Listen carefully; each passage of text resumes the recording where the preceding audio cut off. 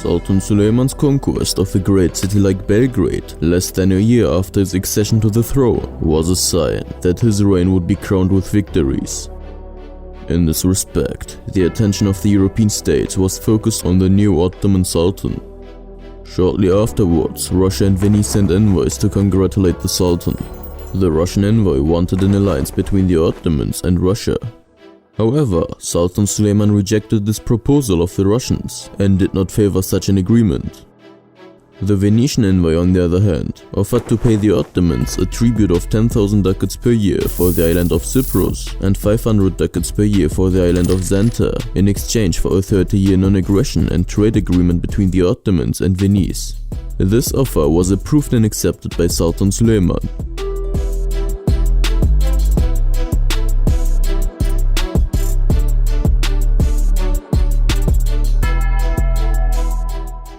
The strategic value of Rhodes, the largest of the islands of the southwestern coast of Anatolia, was known to the Ottoman sultans.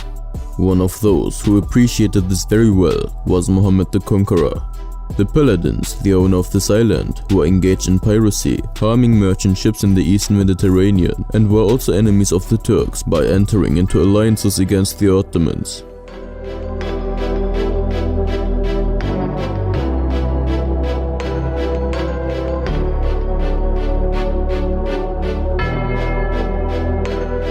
Mohammed the Conqueror tried to conquer Rhodes in order to put an end to this harmful situation of the Knights and to establish Turkish sovereignty in this part of the Mediterranean, but he was not successful. During the siege of Rhodes, during the reign of Sultan Mohammed the Conqueror, the Knights survived great dangers and observed the Turkish might in person, but they still did not hesitate to engage in anti-Ottoman activities. When Bayezid II's brother Shahzadeh Cem took refuge with the Knights of Rhodes, Sultan Bayezid was forced to get on good terms with the Knights. Sultan Suleiman, on the other hand, was busy with the season campaigns, so that the Knights of Rhodes did not worry much about the Ottomans. However, after the conquest of Egypt, Sultan Selim's efforts to strengthen the navy made the Knights of Rhodes suspicious. It was clear that the Ottomans would strike the first blow against the Knights of Rhodes, with their strengthening at sea as well as on land, and eliminate this nest of pirates. Knowing this fact, the Knights of Rhodes increased their defensive measures on the one hand, and tried to harm the Ottomans by taking advantage of opportunities on the other. As a matter of fact, they had helped the Mamluks during the Battle of Ridaniye. During the rebellion of Jamiri Ghazali, they allied with him and provided him with weapons, ammunition and cannons.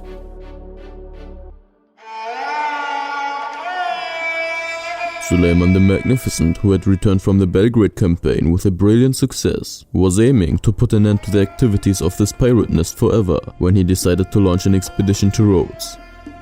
The political situation in the world was very favorable for the Rhodes expedition. Western states were not in a position to come to the rescue of Rhodes or threaten the Turks from land. The Hungarians had suffered a great blow with the loss of Belgrade. King Louis II was not a resourceful person either. The German Emperor Charles, who had the most power to threaten the Ottomans on land and sea, was at war with King Francis of France. Pope Leon IX, who could rally Christians and form a crusader army like before, was dealing with the Protestant sect started by Martin Luther.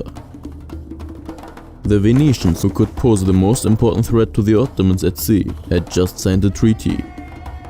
Therefore, it was the right time to conquer the island of Rhodes. However, there were still differences of opinion in the court as to whether the island could be conquered or not. The experience of the siege of Rhodes during the reign of Mohammed the Conqueror had shown that the fortifications of Rhodes were very strong. Moreover, the Rhodians had further increased their fortifications since the time of Mohammed the Conqueror and had turned Rhodes into an impregnable fortress. It was possible for Rhodes to withstand a long siege with such a strong fortification. This was the point that caused some state officials to hesitate. Some of them thought that it was possible for Europeans to come to the aid of the Paladins during the long siege of Rhodes. On the other hand, Grand Vizier Piri Mehmed Pasha, Second Vizier Çoban Mustafa Pasha and Muslihiddin Reis, analyzing the political situation in the world, were of the opinion that the European states could not unite at that time and come to the rescue of Rhodes. Thereupon, Suleiman the Magnificent decided to launch an expedition against Rhodes. Before starting preparations for the campaign, spies were sent to gather detailed information about the island of Rhodes. Since the Ottoman spy organization worked very well, a great deal of information was gathered about the political atmosphere and defense arrangements on the island. In fact, some people who had positions in Rhodes were obtained by bribery. Chief among them were a Jewish doctor in the castle and Andre, the chief counselor of the Order of Paladins. The Ottoman fleet set sail from Istanbul at the beginning of the second week of June. While the fleet was moving by sea, Sultan Suleiman, accompanied by his captains and Anatolian soldiers, started to move by land from Istanbul on June the 16th.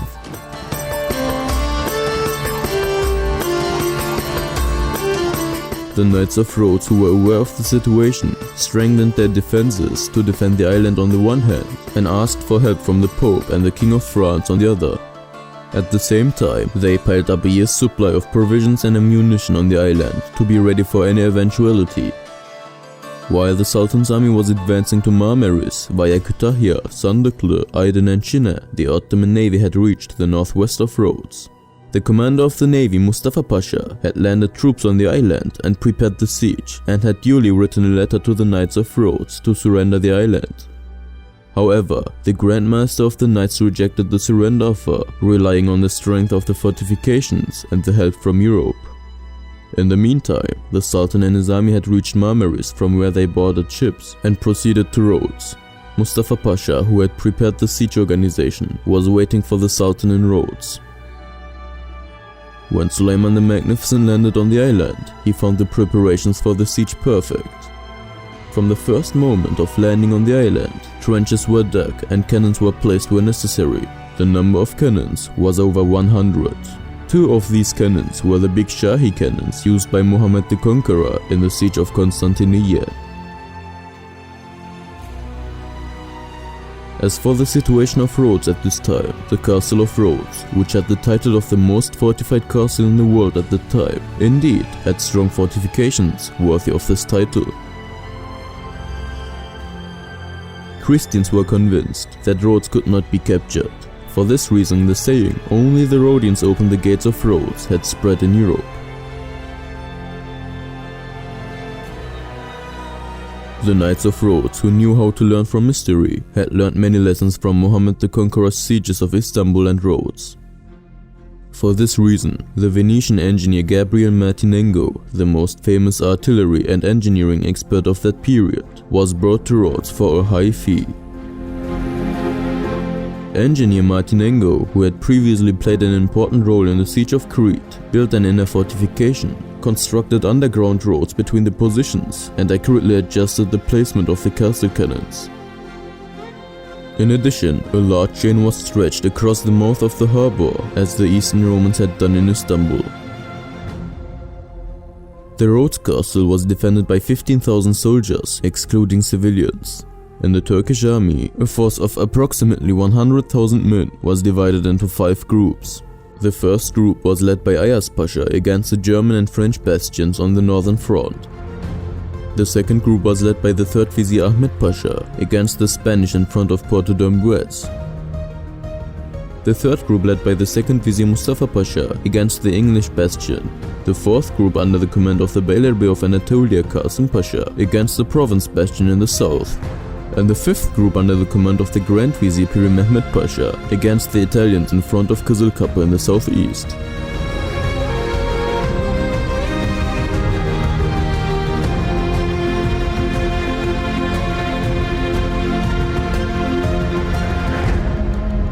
On July the 29th, Suleiman the Magnificent ordered the bombardment to begin after a thorough review of the front of the battle. Turkish cannons began to pound the strongest fortress of Christianity. The city was bombarded continuously for 3 days, and then, starting from August the 1st, the activity of digging sewers and filling trenches began. While the Turks were digging sewers, the Paladins were also digging counter-sewers to neutralize them, as in the siege of Constantinople. Gabriel Martinengo was of the greatest service to the Paladins in this regard.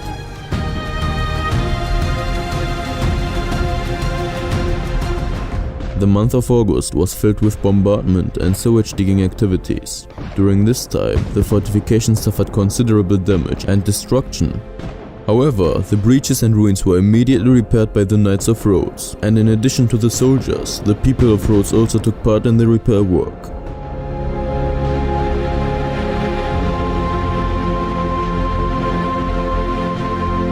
Finally, on the 4th day of September, the first attack was made by Mustafa Pasha against the English bastion.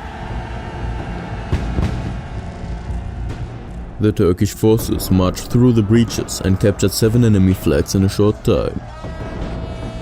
However, the Rhodes reserve forces immediately came to the rescue of the English bastion. As a result of the battles fought here, the Turkish soldiers had to retreat with 2,000 martyrs.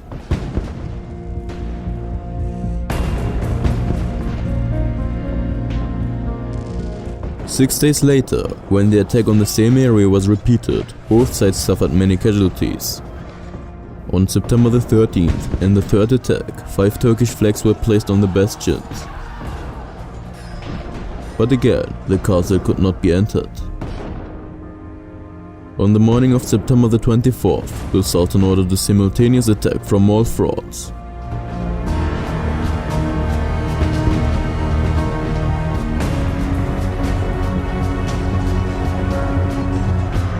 During this attack, the Janissary Aga placed the Turkish flag on the Spanish bastion.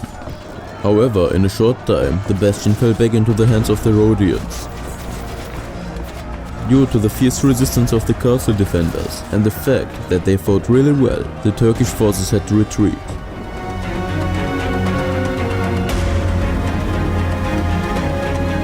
Three days after this general offensive, which ended in failure, the news of the death of Egyptian governor Ayyubi came.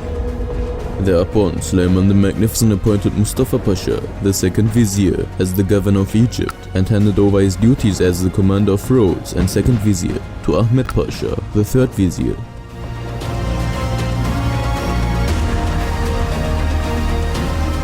Until the end of October, 3 more attacks were made on various bastions, but again, no definite result was obtained. Finally, on October the 30th, the Italian and Spanish bastions were captured by the Turks, albeit for a short time. Now, the moats were filling up, the ruins on the walls were increasing, the strength of the bastions was decreasing, and the fall of the paladins in Rhodes was gradually approaching. In the meantime, the Turkish spy network on the island was regularly informing the Ottoman army about the status of supplies, artillery and ammunition, while propaganda was being spread in the city to mobilize the civilian population against the paladins. As a result of this propaganda, the Orthodox Greeks in the city began to revolt against the Knights and demanded that the city be ceded to the Ottomans.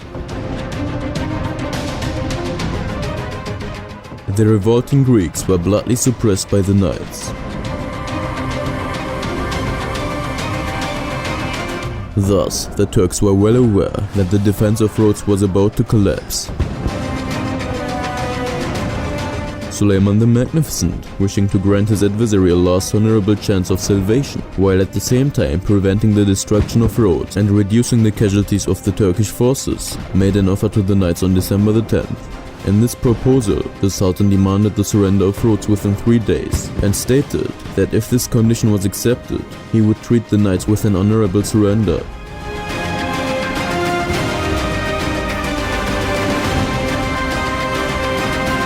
But there was no response to this offer. Thereupon, Suleiman the Magnificent ordered his army to launch a general offensive for the last time on December the 18th.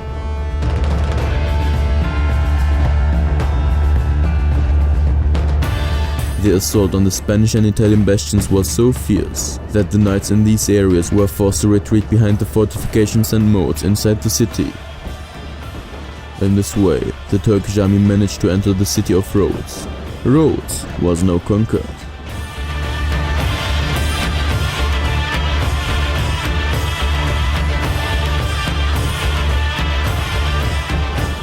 Finally, realizing that they could not resist any longer, the Knights of Rhodes agreed to surrender.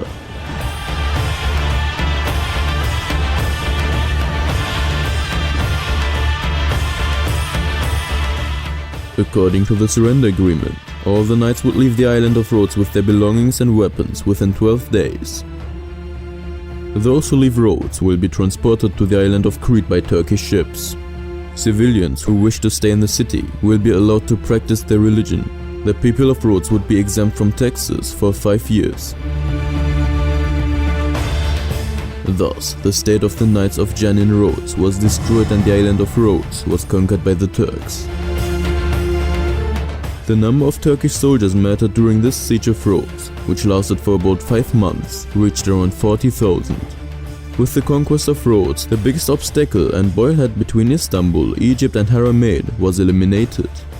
Immediate administrative and military organization, repair of castles, construction of madrasas, schools and almshouses for the poor were ordered. Muslims from Anatolia were transferred to the island and Rhodes was turned into an Islamic city. The conquest of Rhodes by the Turks was announced to the whole world. While this situation caused great fear in the Christian world, the struggle between East and West entered a new phase.